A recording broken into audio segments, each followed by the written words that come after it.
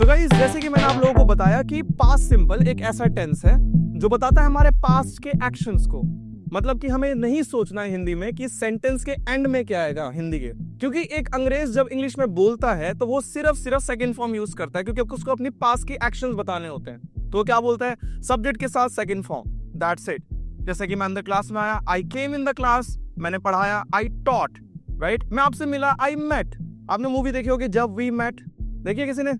जब we met, उसमें लिखा होता है जब वी मेट, मतलब जब हम मिले, राइट गाइस। तो जब भी हम सेकंड फॉर्म का इस्तेमाल करते हैं तो इसका मतलब होता है कि हम बात कर रहे हैं अपने पास्ट के एक्शंस का, कि आपने कल क्या किया। आप बोलते हो I woke up early in the morning, I went to the washroom, I got ready, I went to my school, I left my home.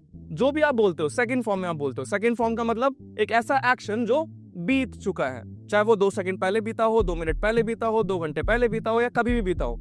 एक एक्शन हो चुका है तो इसका मतलब क्या होगा कि बात हो रही है पास्ट के एक्शंस के बारे में, राइट और नॉट गाइस? ओके, ये हमने कल पढ़ा था, राइट। इसमें आप एक और चीज ऐड कर सकते हो, वो है हमारा टाइम। अगर आप इसमें टाइम भी ऐड करते हो तो और क्लैरिटी निकल कर बाहर आती है कि आप पास में किस समय के बारे में बात कर रहे हो। जैसे कि आपने बोला कि मैं कल पार्क गया था, तो अब कैसे बोलोगे इसको? I went to the park yesterday. अब यस्टरडे एक टाइम है, तो टाइम से ये क्लैरिटी मिल जाती है इंसान को कि बात पास में तो हो रही है, पर किस समय की हो रही है ये भी पता लग जाता है साथ साथ में, राइट गाइस और नॉट? तो I went to the park yesterday.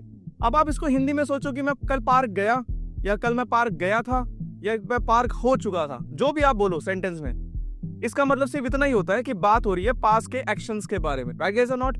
तो ये चीज हमने कल पढ़ी, राइट। जैसे कि मैंने लिखा आई रोट, मैंने कल लिखा था आपके लिए, मैं क्या बोलूंगा? I wrote yesterday, right. मैं कल आपसे मिला था, क्या मैं बोलूंगा? I met yesterday, right. I met you yesterday. कल हमने प्रैक्टिस करी थी, वी प्रैक्टिस्ड यस्टरडे। अच्छा, मैं सुबह 8 बजे उठा था, कैसे बोलोगे इसको आप? I woke up at 8 o'clock in the morning. I went to park on Thursday. तो मैंने पीछे का टाइम चेंज करा है बस, बाकी सेंटेंस वैसे ही है पूरी तरीके से। तो टाइम से ये क्लैरिटी मिल जाती है कि आप किस एग्जैक्ट टाइम के बारे में बात कर रहे हो, इसलिए टाइम लगाना जरूरी होता है पास्ट सिंपल में, जिसका स्ट्रक्चर क्या देखो guys? Subject and verb second form. Easy. इसी को जब हम नेगेटिव बनाते हैं तो हम सब्जेक्ट के साथ क्या यूज करते हैं guys? Did, not and verb first form, ठीक है। डिड नॉट क्यों? डू का सेकंड फॉर्म क्या होता है? डिड।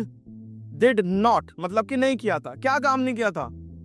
ये काम नहीं किया था। I did not go, I went, I did not go. I spoke, I did not speak, ठीक है। आई डिड नॉट स्पोक नहीं होगा, आई डिड नॉट स्पीक होगा, right. I wrote, I did not right, I did not right. He did not come, she did not dance, they did not invite me. उन्होंने मुझे invite नहीं किया, नहीं किया, नहीं किया था, नहीं किया, कुछ भी आप बोलो, पर पास में कैसे बोल रहा अंग्रेज कि उसने मतलब उन्होंने मुझे इनवाइट नहीं किया। So they did not invite me. समझना है? बहुत सिंपल सा लॉजिक है कि आपने सब्जेक्ट लगाया, डिड नॉट लगाया, वो फर्स्ट फॉर्म लगाया। इससे क्या क्लैरिटी मिली? इससे ये क्लैरिटी मिली कि पास में एक्शन नहीं हुआ था, राइट गाइस?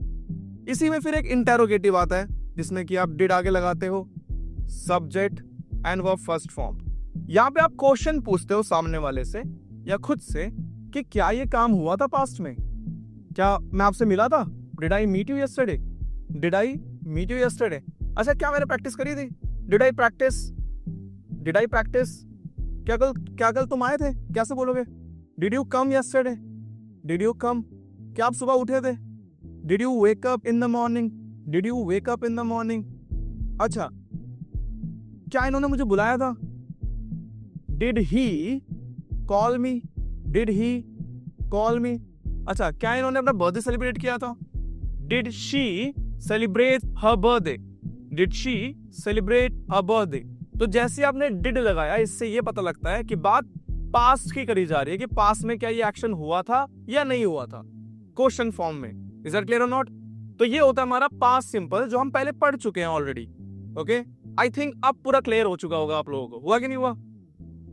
ठीक है, चलो रिकैप हो चुका है गाइस। अब आते हैं एक और टेंस पे, इसको बोलते हैं फ्यूचर सिंपल, ठीक है।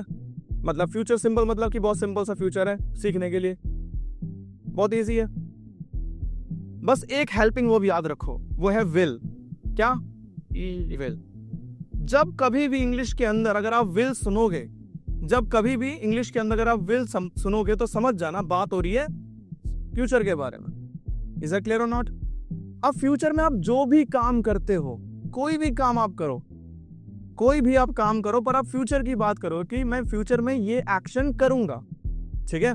हिंदी में मत सोचो कि करूंगा, मतलब मैं कह रहा हूं कि फ्यूचर में आप कोई भी एक्शन करो। जैसे कि मैं अभी यहां पर हूं, फ्यूचर में मैं वहां जाऊंगा, मतलब मैं उधर जाऊंगा, तो मैं क्या बोलूंगा? आई विल गो देयर, ठीक है? मैं उधर आ गया, ठीक है? ये पास्ट हो गया, तो मैं बोलूंगा I came here, right? I came here. मैं वापस उधर जाऊंगा, I will go back, I will go back, ऐसे। तो फ्यूचर सिंपल होता है क्या है? फ्यूचर सिंपल का मतलब होता है एक ऐसा एक्शन जो फ्यूचर के एक्शंस को बताता है, ठीक है? फ्यूचर टेंस एक ऐसा टेंस है जो फ्यूचर के एक्शंस को बताता है, उसी को हम बोलते हैं फ्यूचर सिंपल। बहुत सिंपल सी बात है। इसके लिए करना है क्या आपको? Subject, okay? मैंने जैसे कि बोला था कि हर एक सेंटेंस को स्टार्ट करने के लिए हमें क्या चाहिए होगा? सब्जेक्ट, क्योंकि सब्जेक्ट ही काम करता हुआ पाया जाएगा, क्योंकि सब्जेक्ट यहाँ पे क्या है? डूअर है, राइट? वो डूअर क्यों है? क्योंकि उसके पास वर्ब है, राइट? तो सब्जेक्ट आ गया, फिर हमने लगाया फ्यूचर के लिए विल। तो विल से क्या पता लगा? फ्यूचर से क्या, विल से क्या पता लगा गाइस? Future, right? उसके बाद हम यूज करेंगे वर्ब फर्स्ट फॉर्म, कि सब्जेक्ट ने फ्यूचर में ये एक्शन करा है, सब्जेक्ट ने फ्यूचर में ये एक्शन करा है, मतलब ये एक्शन करेगा फ्यूचर में, राइट? तो जैसे कि I will speak, I will dance, I will sit, I will perform, I will meet you, ठीक है? She will come, they will dance, he will perform. समझ में आएगी ना? Easy, it will work, okay? कोई भी एक्शन फ्यूचर में होगा उसके लिए हमें सब्जेक्ट लगाना है, विल लगाना है, वो फर्स्ट फॉर्म लगाना है, बस। आपको हिंदी में नहीं सोचना है कि मैं करूंगा, करूंगी, कर चुका हूंगा, कुछ नहीं सोचना आपको। बहुत इजी सा कॉन्सेप्ट है। जो भी इंग्लिश बोलता है, जो जानता है इंग्लिश को, वो जैसे विल को सुनता है उसके दिमाग में बात आ जाती है, अच्छा ये बात शायद फ्यूचर की कर रहा है, बस सिंपल। मैं लिखूंगा, आई विल राइट, ऐसा नहीं सोचना कि मैं लिखूंगा तो आई विल राइट। इतना समझो कि विल सुनते के साथ ही दिमाग में क्या आना चाहिए? आपके फ्यूचर आना चाहिए। तो जैसे कि हमने पढ़ा पास्ट सिंपल और फ्यूचर सिंपल के बारे में, तो अभी हम फ्यूचर सिंपल के कुछ सेंटेंसेस बनाएंगे ताकि समझ में आए कि बच्चों को कितना समझ में आया। They will go, they will go, go, okay? आप? She will laugh. She will laugh, okay? I will write a letter. I will write a letter, I will read, I will read, मुस्कुरा के बोलो भाई। I will meet you, I will meet you, okay? He will have a coffee, he will have a coffee, बहुत बढ़िया। He will have coffee, बस। I will speak English. I will speak English, बहुत बढ़िया। I will call you later. I will call you, Later. बहुत बढ़िया, They will speak. Okay? I will speak. Okay, I will go tomorrow. Okay, I will go market. Okay. Negative बनाएंगे इस negative, I will not speak. हाँ, speaking नहीं आएगा, speak आएगा। Speak. I will not submit your homework. I will not submit my homework, मेरा homework क्यों नहीं submit करोगे भाई? They will not go to the park. Okay? I will not English. I will not English, I will not speak English. Speak English. हाँ, क्यों नहीं बोलोगे भाई? I will not play. I will not Play. Play, I will not try. Okay? They will not watch movie. Okay, I will not call my best friend.